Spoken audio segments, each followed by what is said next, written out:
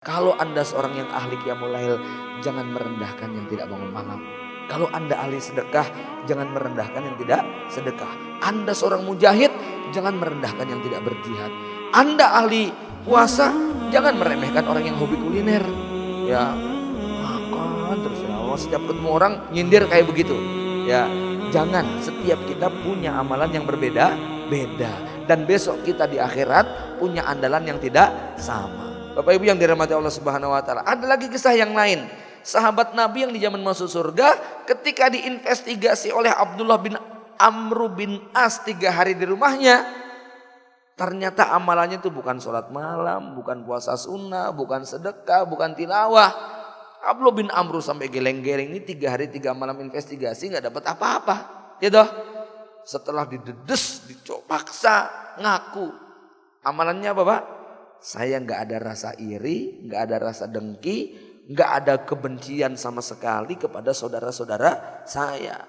Saya betul-betul tentram melihat saudara saya bahagia, saya ikut bahagia. Nggak ada rasa iri dengki sama sekali kepadanya. Apa kata Abdullah bin Amr? Wah, ini dia ini yang berat ini. Saya pun nggak sanggup kayak begini. Lihat Pak, Abdullah bin Amr nggak sanggup kayak gitu Pak. Kenapa? Wallahu alam, kalau saya analisa sederhana, beliau ini kan anaknya Amr bin As, politisi, orang kaya, pengusaha, jiwa fightingnya itu kuat luar biasa, mengalir darah pertarungan itu pada Abdullah bin Amr bin As. Nah, tipe-tipe petarung itu nggak cocok punya amalan kayak gitu.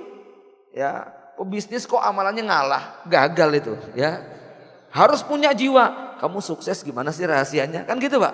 Boleh dong saya belajar. Iri yang kayak gitu boleh nggak Pak? Boleh. Nah tapi sahabat ini sama sekali nggak punya perasaan seperti itu. Makanya Abdullah bin Amr bilang, saya nggak sanggup kayak begini. Maka saya nggak mau milih amalan gini juga Pak. Berat gitu loh ya. Ya harus cari amalan yang lainnya. Ya mohon maaf, orang kaya kok amalan andalannya puasa, ya nggak tepat. Amalannya sedekah gitu ya.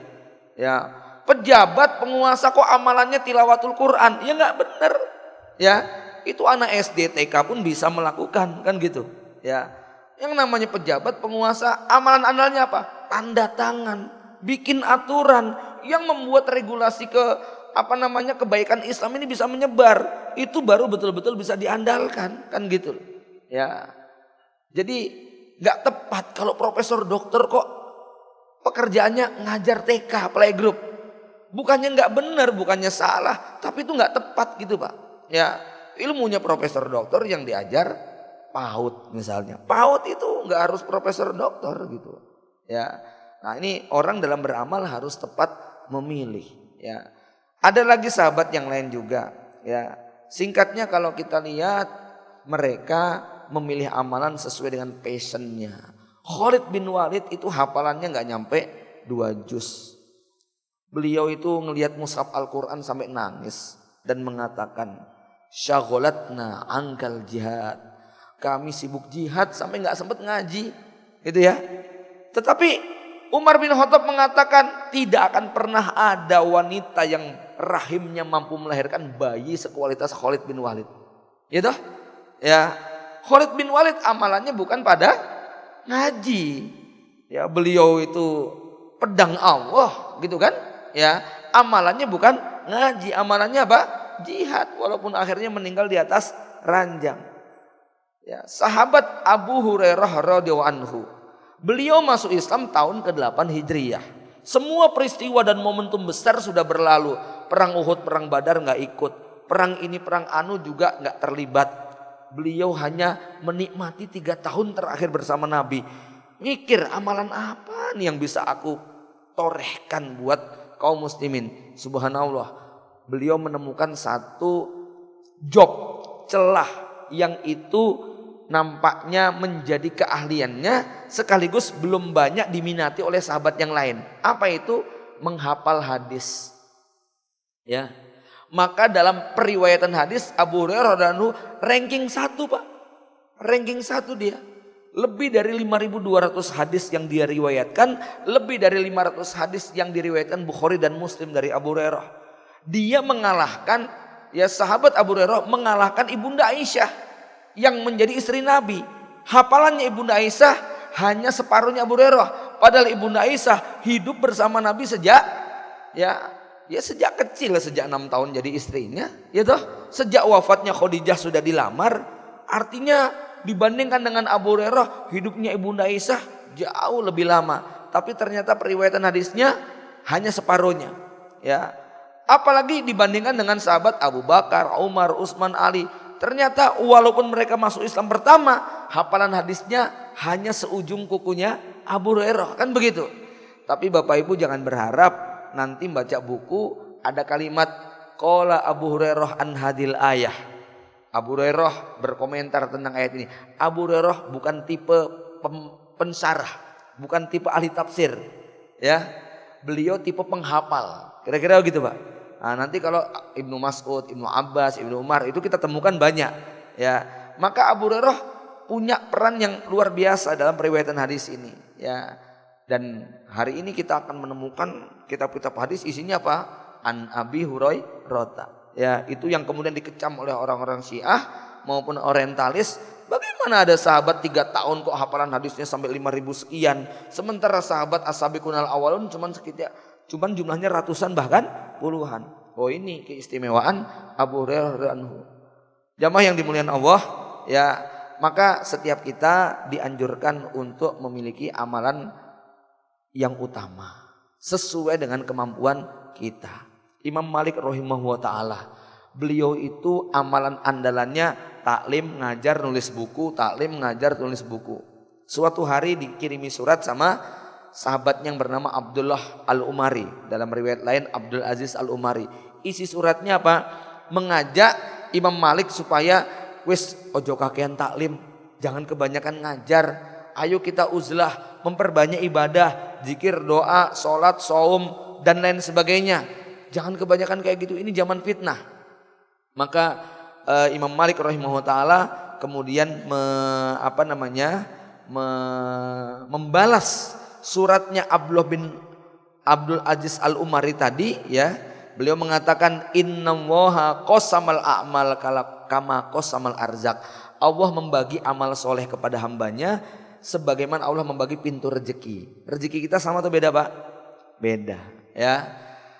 Farubba rajulin futiha lahu fis salat. Ada orang yang salatnya luar biasa, walam yuftah lahu fis shaumi, tapi puasanya biasa-biasa saja. Wa akharu futiha lahu fis shadaqah. Ada yang sedekahnya jor-joran, nyah-nyoh kata orang Jawa. Walam yuftah lahu fis shaum, tetapi kalau disuruh puasa enggak tahan. Kan ada orang kayak gitu, Pak. Ya, kalau disuruh ngaji kan memang suaranya merdu luar biasa, khatam sepekan sekali itu ada. Tapi kalau disuruh barangkali ngadiri majelis ilmu dia nggak bisa. Ada yang kalau ngaji luar biasa itu, ya datang terus. Tapi kalau kotak infak lewat pura-pura ngantuk itu ya ada, ya. Ada yang sedekahnya luar biasa, tapi kalau disuruh puasa nggak bisa. Nah, dia bisnisnya kuliner, dia pernah nyicipi menu terus gitu kan, ya. Dia nggak kuat kalau disuruh puasa, godaannya terlalu berat, Pak. Tapi kalau disuruh sedekah, siapapun yang datang dia beri. Tapi ada juga yang puasa sampai Senin Kemis, Daud, Syawal, Ayamul Bid itu diborong semua. Tapi kalau disuruh sedekah nggak punya. Lawang puasanya buat ngirit-ngirit juga gitu kan, ya. Ya. Nah, masing-masing kita ini kemampuannya berbeda-beda. Ya. Saya kalau disuruh nukang, nguli, mbok dibayar 500.000 tuh ya tak lepas begitu ya. Nggak sanggup itu, bukan. Tapi barangkali tukang kalau disuruh ceramah gantikan gini dia bilang milih macul tat gitu loh, ya. Daripada kon ceramah kayak begini kok 10 menit 15 menit ama badu tok yang keluar, ya. Ya. Nah, maka masing-masing silakan melihat kira-kira amalan apa yang kita itu cocok di dalamnya, gempur di situ habis-habisan gitu loh, ya. Maka Imam Malik mengatakan, adapun menuntut ilmu, menyebarkannya, menulis, berdakwah, menurut saya itu merupakan amalan yang utama, dan aku ridho kepada Allah yang telah memberikan kepadaku kemampuan dan keahlian dalam bidang itu. Maka biarkan aku dengan amalanku, silahkan kamu sibuk dengan amalanku. Aku berharap kita berdua dalam kebaikan Allah Subhanahu wa taala. Maka Imam Ibnul Jauzi mengingatkan, kalau Anda seorang yang ahli qiyamul lail, jangan merendahkan yang tidak bangun malam. Kalau Anda ahli sedekah, jangan merendahkan yang tidak sedekah. Anda seorang mujahid, jangan merendahkan yang tidak berjihad. Anda ahli puasa, jangan meremehkan orang yang hobi kuliner. Ya, makan terus ya. Setiap ketemu orang nyindir kayak begitu.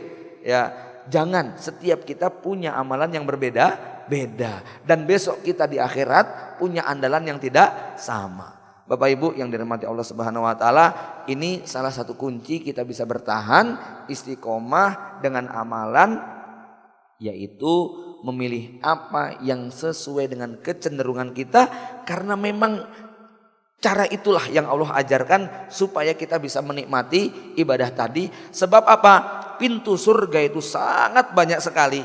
Ya, Nabi menyebutkan siapa yang ahli sodakoh dimasukkan melalui pintu sodakoh, siapa yang ahli jihad dimasukkan melalui pintu jihad. Nah, di dalam menjelaskan hadis ini para ulama mengatakan setiap orang nggak mungkin bisa meraih semuanya. Sulit kayak Abu Bakar As-Siddiq. Kalau Abu Bakar As-Siddiq ketika bertanya kepada Nabi, apakah ada orang yang bisa masuk semua pintunya? Ada, dan aku berharap engkau termasuk di dalamnya.